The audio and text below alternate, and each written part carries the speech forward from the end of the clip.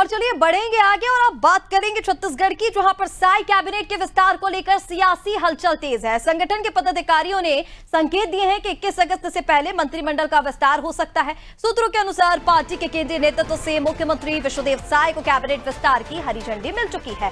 बताया जा रहा है कि साई कैबिनेट में 14 मंत्री होंगे। साई कैबिनेट में 2 संगठन और 1 आरएसएस की पसंद का मंत्री आने वाले दिनों में शामिल होगा। पुराने मंत्रियों की कुर्सी सुरक्षित रहेगी, उनके विभागों में कोई बदलाव नहीं होगा। दरअसल मुख्यमंत्री विश्वदेव साय 21 अगस्त को जापान और दक्षिण कोरिया की यात्रा पर रवाना होंगे और ऐसे में अनुमान है कि शपथ ग्रहण की प्रक्रिया अगले 5 दिनों में पूरी कर ली जाएगी। बीजेपी संगठन के पदाधिकारियों के अनुसार संगठन विस्तार के दौरान 3 नेताओं को मंत्री पद की जिम्मेदारी दी जाएगी और इसमें सामाजिक और क्षेत्रीय संतुलन को प्राथमिकता दी जाएगी। अनुमान है कि एक मंत्री सामान्य वर्ग से, दूसरा अनुसूचित जनजाति से और तीसरा पिछड़ा वर्ग से चुना जा सकता है। इसके साथ ही बिलासपुर, सरगुजा से 1 और दुर्ग संभाग से 1, रायपुर संभाग से 1 मंत्री शामिल किए जाने की संभावना जताई जा रही है।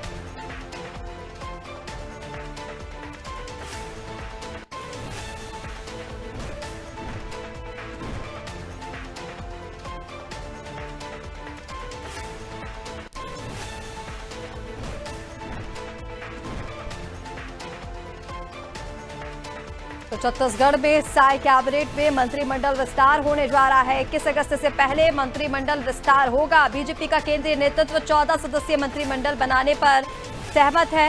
मंत्रिमंडल को 3 नए मंत्री मिल सकते हैं। कहा जा रहा है कि पार्टी के 3 नेताओं को मंत्री पद की जिम्मेदारी दी जा सकती है। जनरल, ओबीसी और एसटी, इन तमाम जाति वर्गों को ध्यान में रखकर जो मंत्री हैं वो चुने जाएंगे।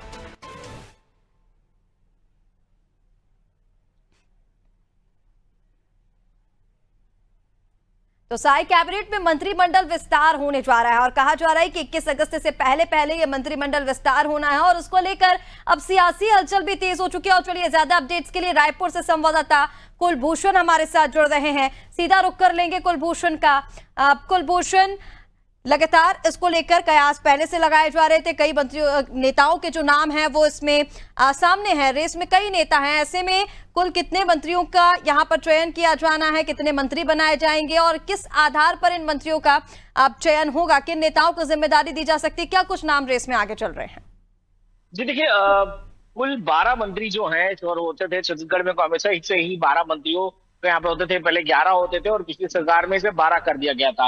लेकिन इस सरकार में अब तक जो है वो 10 मंत्री ही अब तक यहाँ पर बनकर बनाए गए हैं, जिसमें अभी 2 मंत्रियों का नाम अब तक नहीं सामने आया है।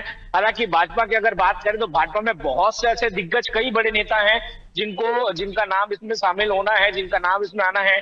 फिर कई ऐसे पुराने नेता हैं जिसमें राजेश मूणत हो गए, अजय चंद्राकर हो गए, जिनको नहीं दिया गया। वरिंदर मिश्रा का भी इसमें नाम आ रहा था रायपुर से। इसके अलावा राजेश यादव थे दुर्ग से। तो उनसे कई ऐसे नेता थे, कई बड़े नेता हैं जिनका नाम इसमें शामिल आ रहा है, जिनको पुराने भी कई लीडर्स हैं जिनको नहीं मिला है। फिर कई लोग बोलते हैं कि नए जो चेहरे हैं उन पर इस बार जो है वो बीजेपी दांव खेल सकते हैं, क्योंकि इस बार ये देखा गया कि काफी नए चेहरों को भाजपा ने इस बार मौका दिया था।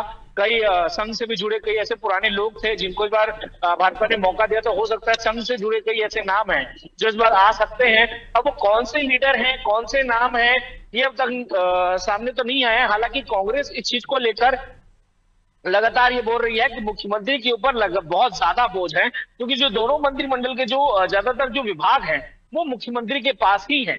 तो ज्यादा जो बोझ है वो मुख्यमंत्री के पास है, ज्यादा लोड मुख्यमंत्री के पास में है।